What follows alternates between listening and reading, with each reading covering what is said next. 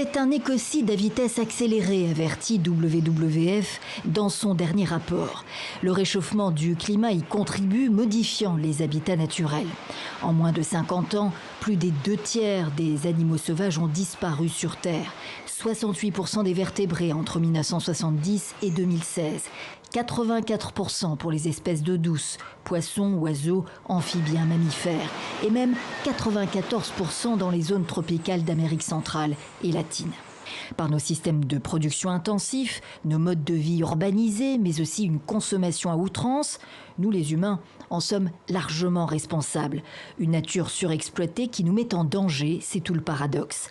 La pandémie actuelle en est à la fois l'illustration et un signal d'alerte. Ce que nous avons vu au niveau de Covid-19, qui, pour rappel, est le 7e coronavirus, c'est que c'est la destruction de milieux sauvages préservés qui augmente l'exposition de l'homme à des virus potentiellement pathogènes. La meilleure manière de prévenir l'apparition de nouveaux virus, souligne l'organisation non gouvernementale de préservation de la vie sauvage, est donc de stopper ce déclin des espèces.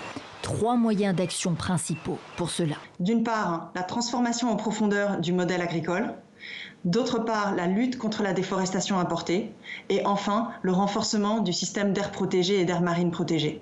Les États et les pouvoirs publics ont un rôle crucial à jouer, les individus également. Consommer moins de viande et lutter contre le gaspillage alimentaire en fait partie.